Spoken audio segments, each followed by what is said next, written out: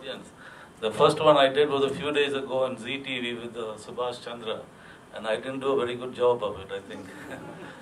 So excuse me if I even on this occasion I don't do a good job. And the other thing is I get a bit emotional when I'm talking about what I do. I think we are a community, and we're all interrelated. I'm just going to give you an example. I live in Panchsheel Park, and I have chilled water for the last 4 years outside my house. And I also have, and I've made it very pleasant for the poor people because beyond my house, it enters into a slum area. So I have a sculpture made over there out of industrial waste for poor people to sit down. And I also have an aquarium. So poor people don't have an occasion for all this, to see all these and appreciate all this. And a lot of them come with their families in the evening and or whenever they get time, and I offer them lassi or I offer them cucumber. My house is open 24/7. It's not locked. It's not locked. The front gate is not locked. The door is not locked. 24/7. Occasionally, I have an alcoholic man whom I got to know now, who comes and sleeps in my garage. My house has never been stolen. None of the things I have outside have ever been vandalized. Occasionally, kids have pulled a wire here or a wire there, but none has been stolen. It has scrap value. If somebody really wants to do it. And just beyond me is a park. Perhaps some of you all, if you all are visiting the area, might have walked into that park. And a few months ago, the whole park was installed with all the latest light fitting. Each and every one of those light fittings have been either stolen or vandalized. I have people now come and asking me, how come, not many people, but few people have asked me, sir, you have all these things outside. Hasn't anybody broken them or vandalized them? I said, no, not. So he said, why? I said, I don't know, you think about it and you answer the question.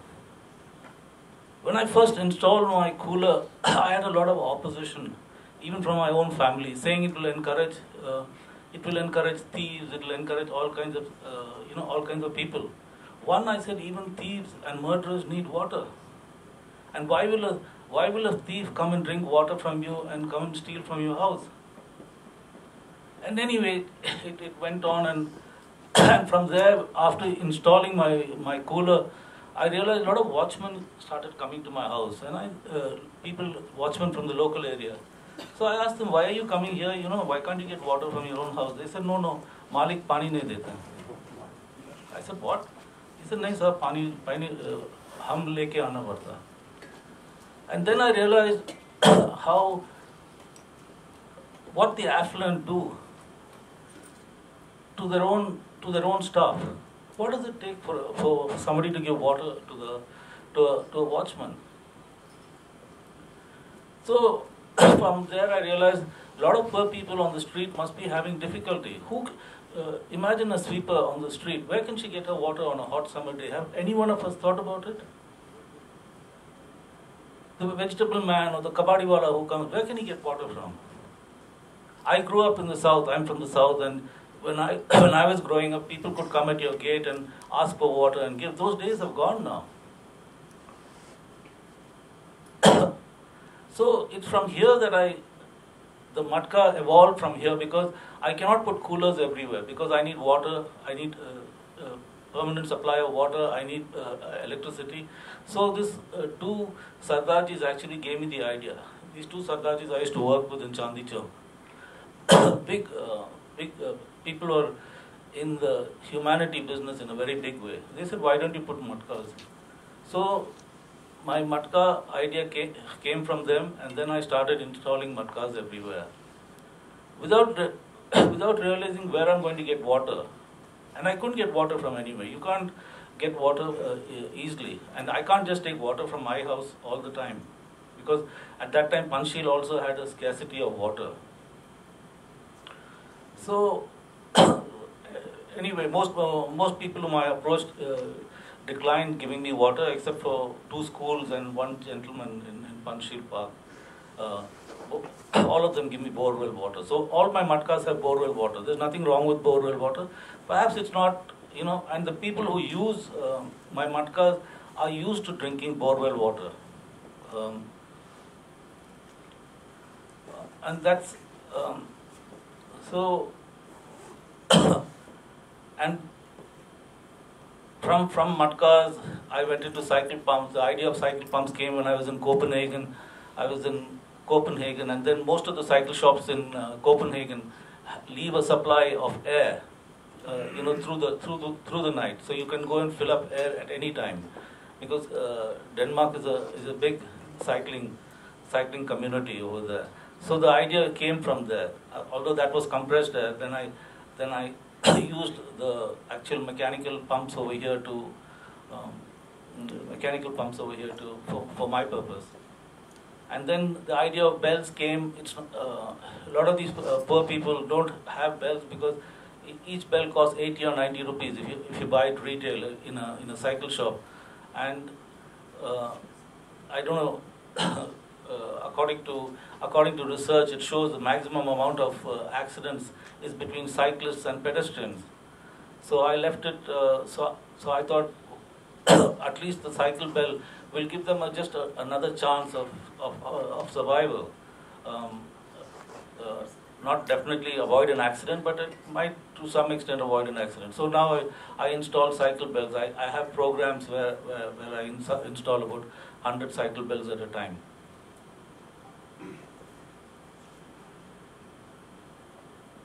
I don't know what else to say really. I have said most of what I can say. So who funded?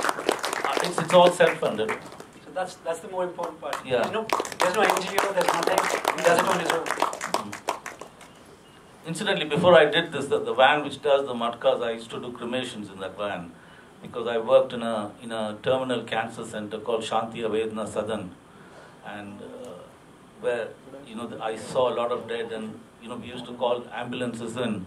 And it's from there I decided that why not get my own cremation van and cremate. So I was cremating for Shanti Avedna and for people outside. I was cremating specifically for the poor. And in Sarai Kalekan, which costs only 500 rupees, it's a flat fee of 500 rupees. So open to anyone. If any questions, we'll be happy to answer.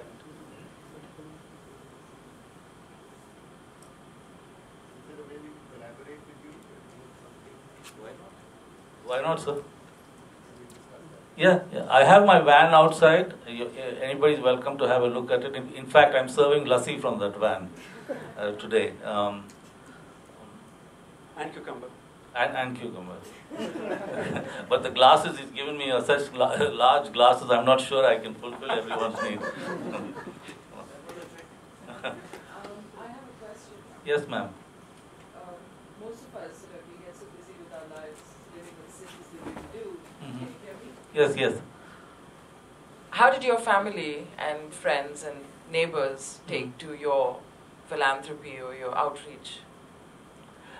My mother-in-law, whose house I live in, she's 84 now, but going back about 10 or 15 years, right from the beginning, she was very giving.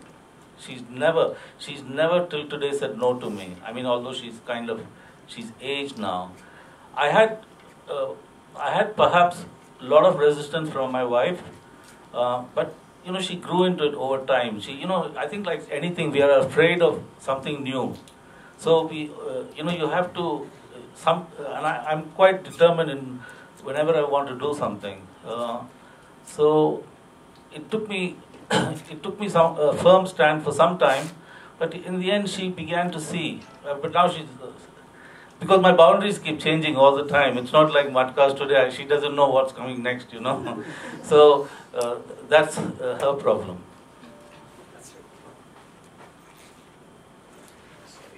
What about the cops? Do they object? No, in fact, the police helped me a lot. My main matka stand is in Chirag, Delhi, and the police booth over there has helped me a lot. And the police booth, In fact, I've refurbished that police booth. It's not that. It's not because of that they are helping me. But I mean, I can talk about police. I mean, I think they have such a tough job. You know, we all abuse them very easily, but it's a bloody tough job they have. Really, it's. I mean, come to Chirag Delhi. That's just one example. It's impossible. The situation is impossible over there. Right now, you got a whole load of slum dwellers who are just sleeping right around the police booth. How do you deal with this humanity crisis? So when your vehicles are moving in the city, do they stop them? Because then they'll be in random places all over Delhi. No. But when I leave this particular area, sometimes they stop me, and I don't really have a problem. If I get into a problem, I say this is he says, "Where's your license?" I say, "I do burials in the morning," and police don't like this word burial. You know, they're afraid of death. So how do you sustain yourself? How do you raise money? Do you get any support from any organization? No. Most of my money is from my life's earnings and savings, and I have a pension. I was in London for 32 years, so my pension comes from London. But it makes it sound big, you know, from my ex-colonialist, but it's not a huge pension. But if I may ask, and if you can tell, how much does an initiative like you cost you on a monthly basis? Right now, with the cycle bells, I think it costs me, depending how many cycle bells I install a month, because each cycle bell I have now reduced it to 18 rupees a bell. Perhaps around 40,000 rupees, including all my petrol. I have an assistant who works with me also, whom I pay 15,000 rupees, and